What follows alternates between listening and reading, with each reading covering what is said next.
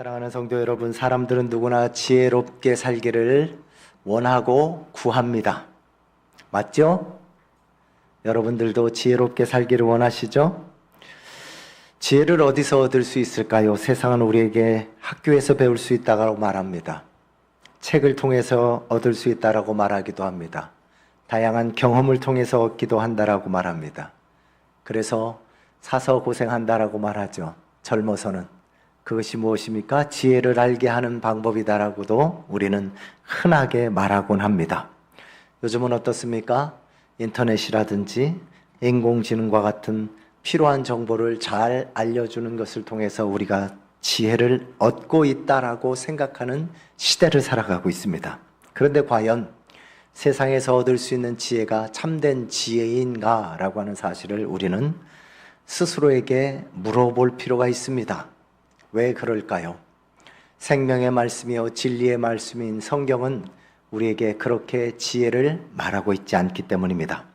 성경이 말하는 지혜는 단순히 많이 아는 것, 또 세상을 살아가는 데 요긴한 방법, 혹은 세상 사람들이 정리해 놓은 어떤 그런 체계적인 학문과 같은 그런 것을 말하고 있지 않습니다.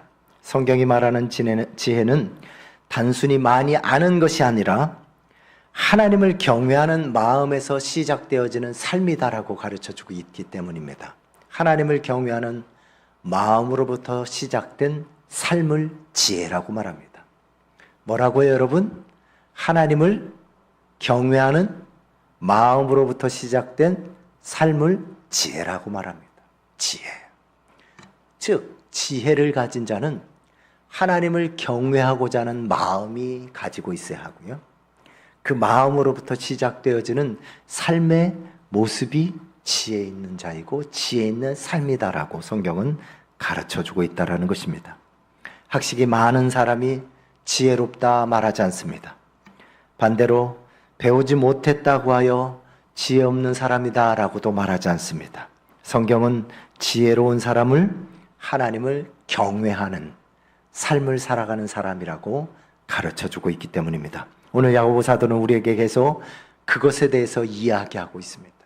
1장, 2장, 3장에 이르는 모든 과정에서 하나님을 경외하는 삶, 그리고 성숙되어진 삶을 통해서 살아가는 성도가 지혜 있는 성도다라고 가르쳐주고 있는 것입니다.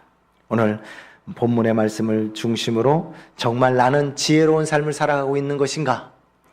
그렇지 못하다라면 어떻게 하면 될까라고 하는 사실을 우리 함께 말씀을 들으면서 정리하고 마음에 새겨서 지혜로운 삶을 살아 하나님 앞에서 복된 믿음의 열매를 맺으시는 저와 여러분 되어지실 수 있기를 간절히 축복하여 드립니다. 첫 번째로는요, 13절의 말씀을 통해서 우리가 발견하게 되어지는 것은 참된 지혜는 말씀을 기반한 삶으로 증명되어진다라고 가르쳐주고 있습니다.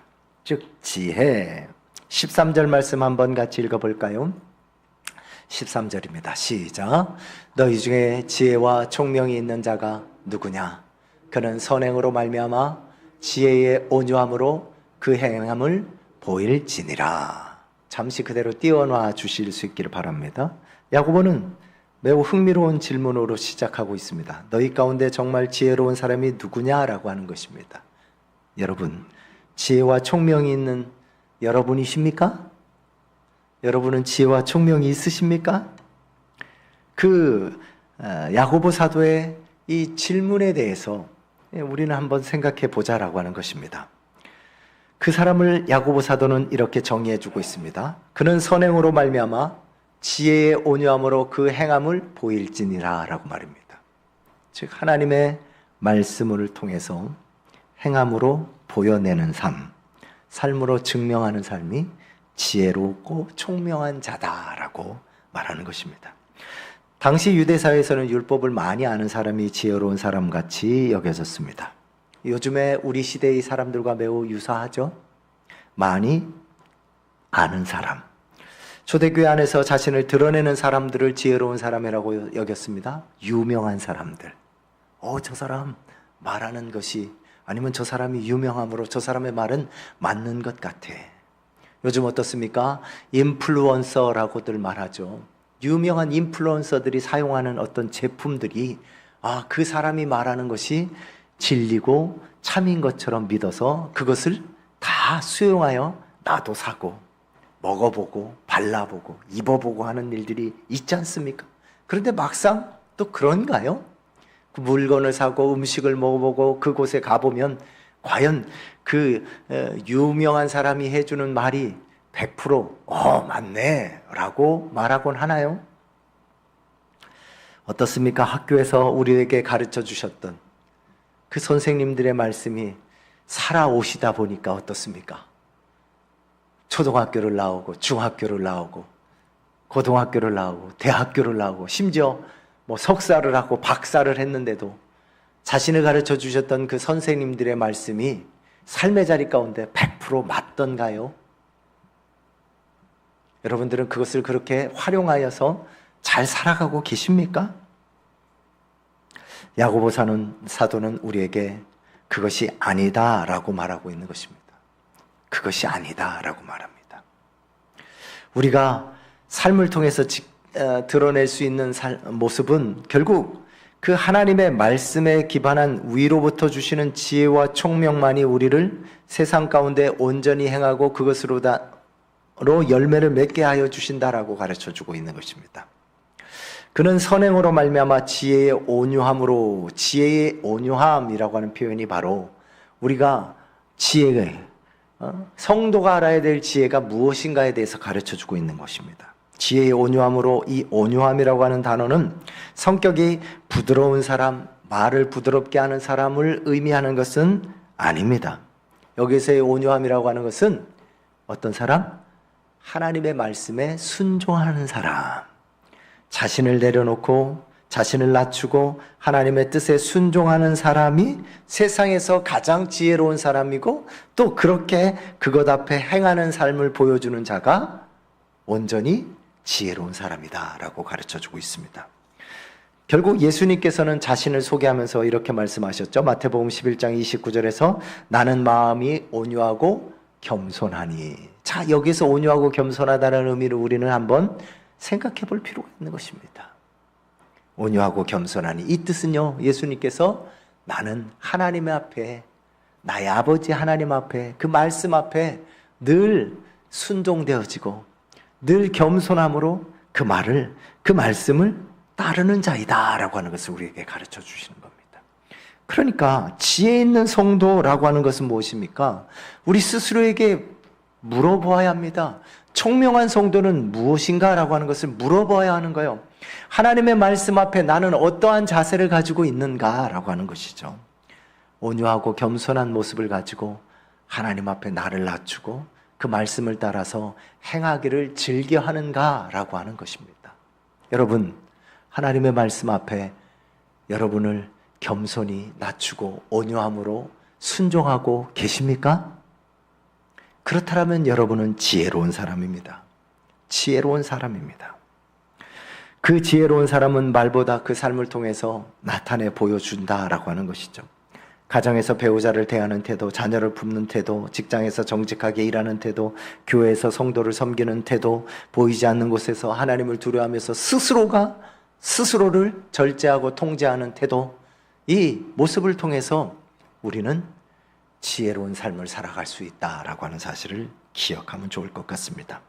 둘째입니다. 둘째. 기억하십시오. 둘째 14절 말씀인데요. 우리 14절 말씀 한번 또 같이 읽어보겠습니다. 시작. 그러나 너희 마음속에 독한 시기와 다툼이 있으면 자랑하지 말라. 진리를 거슬러 거짓말하지 말라라고 말합니다. 지혜로운 사람은요, 거짓말하지 않는 사람입니다.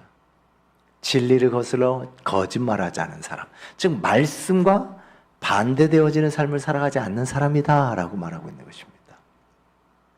제가 오늘 점심 식사를 딸과 하면서 이 망치로 머리를 한 대 꽝 하고 맞은 것 같은 소리를 들었습니다. 저희 딸이요, 저보고 이렇게 말하는 겁니다. 아빠, 가족들한테 부드럽게 대해야 되지 않겠어? 라고 말을 하는 겁니다. 왜, 아빠가 뭐 잘못했어? 그랬더니 아빠는 더 우리한테 부드럽게 말하고 부드럽게 대해야 돼. 교회에서 장로님, 권사님, 집사님들 혹은 밖에 있는 다른 분들에게 말하는 것보다 더 부드럽게 우리에게 해야 돼. 안 그러면 나중에 아빠 내가 아파서 누워있을 때 간호 안 해줄 거야. 얼마나 무서운지요? 제가 아무 말을 못했습니다. 그러면서 이렇게도 얘기하는 거예요. 첨부하여서 오빠한테도 더 잘해줘야 돼. 우리 딸 눈에 볼 때 제가 아들에게나 딸에게나 아내에게나 부드럽지 못했던 모양입니다. 그래서 가만히 식사를 하면서 지난 한 주간을 돌아봤더니요, 제가 혀에 대한 설교를 여러분들이 했지 않습니까? 근데 의외로 그 설교를 하고 제가 한 주간을 살아가면서 저 스스로가 무너지고 스스로가 잘못된 그 말씀대로 행하지 못했다라고 하는 사실을 오늘 제가 또 딸의 입술을 통해서 듣게 되어졌습니다.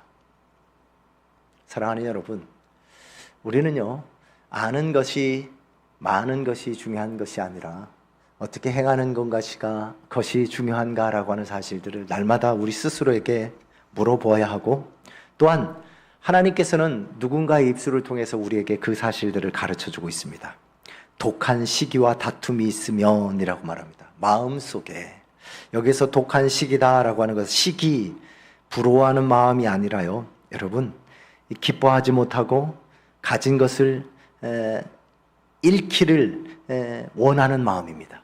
이 시기한다라고 하는 건요, 그 대상자가 가지고 있는 것, 그것이 건강이 되어질지, 그것이 명예가 되어질지, 그것이 지식이 되어질지, 그것이 재물이 되어질지, 무엇이 되어졌든 그것을 잃는 것을 원하는 마음이에요. 그런 부분에서 보게 되어지면 우리의 입술의 혀의 표현의 어떤 투박함과 조금은 더 세련되어지지 못한 것이 중요한 것이 아니라 우리의 마음이 어떤가라고 하는 것이 더 중요하다는 것이죠. 우리는 서로 사랑합니다. 그런데 우리의 혀가 우리 마음대로 잘 훈련되어지지 않는다라고 지난 주일에 살펴보았습니다. 그러면 혀만 그럴 것인가? 우리의 이 몸도 그렇다라는 거예요. 참 어렵지 않습니까? 그래서 여러분들과 함께 오늘도 이렇게 말씀을 나누는 겁니다. 우리가 하나님의 말씀 안에서 어떻게 성숙되어지고 하나님을 기쁘시게 할 뿐만 아니라 나와 함께하는 모든 이들을 기쁘게 하고 또 복된 삶을 살아갈 것인가 라고 하는 것이에요.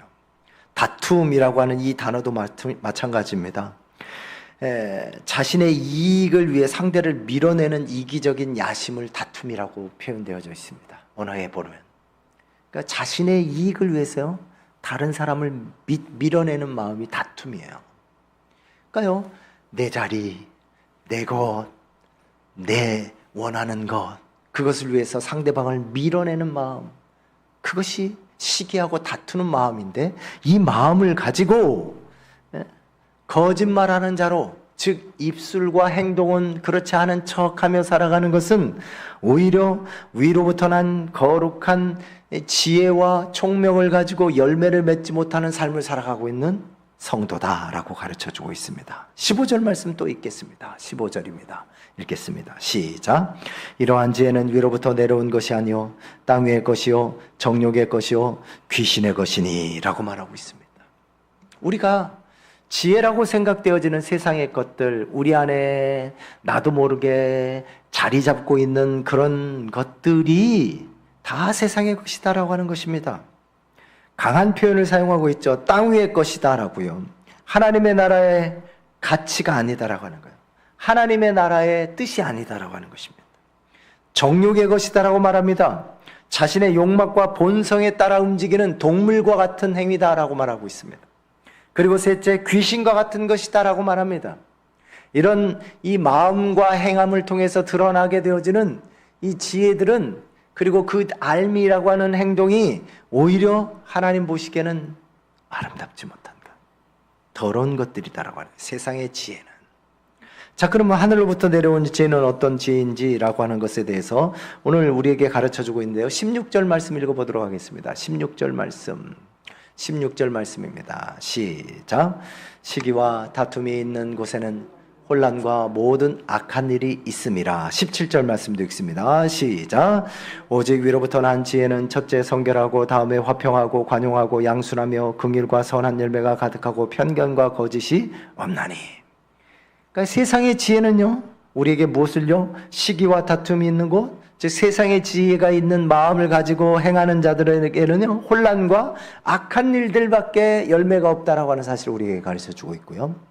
하늘로부터 내려오는 지혜와 총명을 가진 자들이 있는 곳, 또 그들이 그렇게 살아가는 곳에서는 어떤 열매들이 맺혀지는가? 오직 위로부터 난 지혜, 즉 하나님이 주시는 지혜와 총명을 가진 자들은 성결하고 화평하고 관용하고 양순하고 긍휼하고 선한 열매가 가득하고 편견과 거짓이 없나니 라고 말씀하고 있습니다.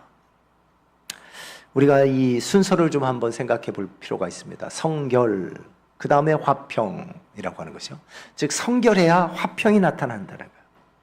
우리 평화의 교회가 이름과 같이 평안하고 평안한 가정들, 평안한 성도들이 되어지기 위해서 우리에게 필요한 첫 번째 하늘로부터 내려오는 지혜는 무엇이냐? 성결함이라는 거예요. 그 성결함이라고 하는 것은 무엇을 의미하고 있는 것이냐라고 하는 것은 말씀 앞에 내가 어떻게 행하고 있는가. 첫 번째 살펴보았던 것과 마찬가지로 말씀 앞에 나는 어떻게 나를 보고 있는가라고 하는 거예요. 그러니까 말씀대로 살아가기를 애쓰는 자가 성결하게 되어지고 그 성결한 사람이 맺는 열매들이 화평과 관용과 양순과 긍휼과 선한 열매와 편견이 없고 거짓이 없는 삶이다라고 가르쳐주고 있어요. 그리고 그 열매를 맺는 자들이 복된 사람이다라고 하는 것입니다. 여러분, 결국 성경은 우리에게 성결하라 가르쳐주고 있는 것입니다. 성결은 결국 하나님의 말씀이고 하나님의 말씀에 순종하려는 마음이고 그 순종하려는 겸손한 온유하고 겸손한 마음을 통해서 하나님은 우리를 이끄셔서 놀라운 열매들을 맺게 해주신다라고 하는 것입니다. 우리 가정은, 우리 각자는 어떤 열매, 어떤 향기로 열매를 맺어가고 계십니까? 저는 여기에 나오는 이런 열매들이 다 우리 교회 또 우리 성도들, 저와 여러분 가운데 있기를 소망합니다. 화평과 관용과 양순과 긍휼과 선한 열매, 편견과 거짓이 없는 열매. 얼마나 감사할까요?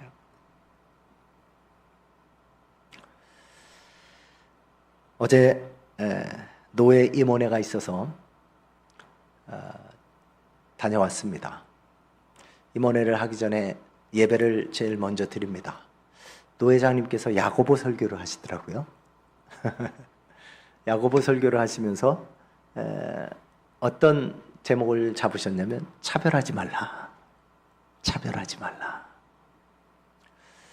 과연 우리의 삶의 자리 가운데 우리는 어떤 삶을 살아가고 있는 건가? 그 말씀을 들으면서 내 안에는 과연 차별이 있지 않는가? 라고 하는 질문을 스스로에게 좀 해봤습니다. 모두에게 대하여 나는 어떻게 행하고 있는가? 차별이라고 하는 것을 여러분은 어떻게 이해하고 계십니까? 차별. 나와 다른 생각을 하고 있는 이들을 밀어내는 마음. 나와 다른 생각을 하고 있는 사람들을 받아들이지 않는 마음. 그리고 그렇게 행동하는 행위가 차별이 아니겠습니까?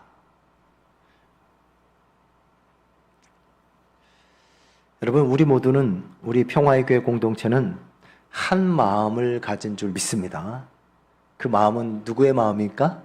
예수 그리스도의 마음, 성령의 마음. 그러면 예수 그리스도께서 우리에게 보여주셨던 의의 열매, 화평의 열매를 맺음으로 그 차별 없고 오늘 우리에게 가르쳐 주시는 이 성결의 열매와 같은 것들을 맺어 나가야 하는 것이죠. 18절 말씀 읽어보겠습니다. 성결하면 화평을 이루게 되어진다라고 가르쳐 주고 있습니다. 화평. 읽습니다. 시작. 화평하게 하는 자들은 화평으로 심어 의의 열매를 거두느니라. 아멘. 오늘 야고보서 3장의 결론과 같기도 하고 또 야고보가 예수의 동생으로서 예수님이 우리에게 보여주셨던 결론과 같은 말씀을 우리에게 가르쳐주고 있는 것입니다. 화평하게 하는 사람은 하나님의 마음을 가진 사람이고 하나님의 지혜를 가진 사람이고 또 그는 의의 열매, 즉 하나님이 우리에게 맺게 하시는 성결의 열매를 맺는 사람이다라는 거예요. 성결. 성결은 말씀대로 행하는 사람입니다. 의의 열매, 의, 하나님의 말씀을 믿고 행하는 자. 마태복음 5장 9절에 보게 되어지면 화평하게 하는 자는 복이 있나니 그들이 하나님의 아들이라 일컬음을 받을 것이며, 우리 모두가 하나님의 아들이라 일컬음을 받는다라는 거. 화평하게 하는 자, 즉 하나님의 말씀을 지켜 성결하게 행하는 자는 화평을 이루게 되어지는데, 그가 어떤 사람들의 말을 듣게 되어진다고요? 저 사람은 하나님의 아들이야 라고 하는, 하나님의 사람이야, 크리스찬이야 라고 하는 말을 듣게 되어진다는 거예요. 우리 옆에 있는 분하고 이렇게 서로 나눠보도록 하겠습니다. 당신은 하나님의 자녀입니다. 시작. 하나님의 자녀이시면 화평을 맺으시기 바랍니다. 아멘. 화평의 열매를 맺어야 되는 거예요. 화평은 결국 하나님의 말씀대로 행하는 삶입니다. 그 사람이 화평의 열매를 맺게 되어진다는 것이죠. 로마서 5장 1절을 통해서 사도 바울은 그러므로 우리가 믿음으로 의롭다 하심을 받았으니 우리 주 예수 그리스도로 말미암아 너 하나님과 화평을 누리자라고 말하고 있습니다. 여러분, 이것은요 사람과의 화평뿐만 아니라 하나님과의 화평 가운데도 있는 것입니다. 결국요 하나님의 말씀을 따라 행하고 그것을 하나님의 지혜와 총명으로 여기고 살아가는 사람은 하나님과의 관계뿐만 아니라 사람과의 관계 안에서 화평을 이루고 아름다운 의의 열매를 맺어서 하나님 앞에 면류관 받게 되어질 줄 믿습니다. 의의 면류관이 우리 앞에 예비되어져 있는 줄 믿습니다. 여러분 한 분 한 분이 다 면류관 받으실 수 있기를 축복하여 드립니다. 천국에 갔는데 우리 장로님들 면류관 못 쓰고 계시면 어떨까요? 이거 어떡할까? 저도 마찬가지입니다. 갔는데 우리 권사님들은 다 면류관 쓰고 돌아다니시는데 우리 장로님이나 저나 다 면류관 없이 그냥 돌아다니고 있으면 그 얼마나 부끄러울까 제가 한 번씩 상상해 봅니다. 여러분 그런 상상 안 해보십니까? 다 면류관 쓰실 수 있기를 축복해 드립니다. 점심에 저희 딸에게 망치로 머리를 한 대 맞고 또 딸이요 밥 먹다 말고 일어나더니 모자를 하나 쥐어서 머리에다 쓰는 겁니다. 그러면서 이러는 거예요. 내가 오랜만에 모자를 하나 샀지. 어때? 잘 어울려? 여러분 하나님 앞에서 모자를 받아 쓰시는 여러분 되실 수 있길 바랍니다. 그래서요 제가 별로 그렇게 어울리질 않았는데요 그냥 이쁘다 그러고 말았어요. 괜히 또 한 대 얻어맞을까봐 이쁘다 그러고 말았습니다. 여러분 제가 거짓말했나요? 본인 얼굴 본인의 사서 쓰고 본인이 스스로 좋아서 감사하고 좋아라 하고 자랑하는 거 우리가 박수해 줘야 할 필요가 있는 것 같습니다. 그런데요 하나님의 면류관이 우리에게 주어지면요 얼마나 좋을까요? 이거는요 세상의 자랑과는 완전히 다른 겁니다. 완전히 다른 거예요. 하나님이 씌워주시는 의의 면류관, 그것이 어떻게 생겼을지는 모르지만 그것을 받아 쓰고 다닌다라면 얼마나 기쁘고 감사하고 그것이 정말 나에게 삶이 기쁨이 되어지겠습니까? 천국에는 뭐 슬픔도 없고 아픔도 없고 모든 것들이 없으니까 뭐 면류관 쓰고 다니는 게 뭐 얼마나 기쁘겠어라고 할 수는 있겠지만 그래도 여러분 없는 것보다는 낫겠죠? 대답들을 안 하시는 거 보니까 천국에 가서 확인해 봐야 될 것 같은데요. 우리 그렇지만 이렇게 서로 축복하도록 하겠습니다. 의의 면류관을 쓰실 줄 믿습니다. 시작. 꼭 쓰시기 바랍니다. 시작. 그런데요 그것을 쓰는 방법은요 결국 하나님의 말씀대로 행하는 삶을 살면 하나님께서 화평하게 하시고 의의 면류관을 쓴다라고 말씀하고 계십니다. 오늘 우리 하루 뭐 실패했다고 인생이 끝나는 것 아니지 않습니까? 또 하나님이 이 땅 가운데 주시는 삶의 자리 가운데 돌이켜 보는 겁니다. 갈라디아서 5장 22절에서 23절로 성령의 열매를 우리에게 사도 바울이 말씀하고 있는 것처럼 열매를 맺어가는 것입니다. 단번에 맺어지는 열매도 있고 오래 기다려야 맺어지는 열매도 있듯이 우리의 삶의 자리 가운데도 하나님의 말씀의 열매를 맺는 것은 쉽게 그렇게 이루어지는 일은 분명히 아니다라고 여겨집니다. 고린도전서 1장 30절에 너희는 하나님으로부터 나서 그리스도 예수 안에 있고 예수는 하나님으로부터 나와서 우리에게 지혜와 의로움과 거룩함과 구원함이 되셨느니라 라고 말씀하고 있습니다. 되셨느니라 라고 하는 것은요, 확증되어진 겁니다. 이미 완성되어진 겁니다. 예수 그리스도를 통해서 우리에게 지혜와 의로움과 거룩함과 구원함이 되셨다라고 말씀하고 계십니다. 우리가 그렇게 되어질 줄 믿습니다. 지혜 있는 자요, 의로운 자요, 거룩한 자요, 구원을 함을 얻은 자요. 이것은요, 여러 말로 표현되었지만 하나로 말하면요, 의의 면류관을 맺은 자요, 지혜로운 자요, 하나님 앞에서 성숙되어진 삶으로 살아가는 성도요 라고 표현할 수 있겠습니다. 그렇게 살아 하나님 앞에 영광 돌리고 또 박수받아 마땅한 우리 모두가 되어지실 수 있기를 축복하여 드립니다.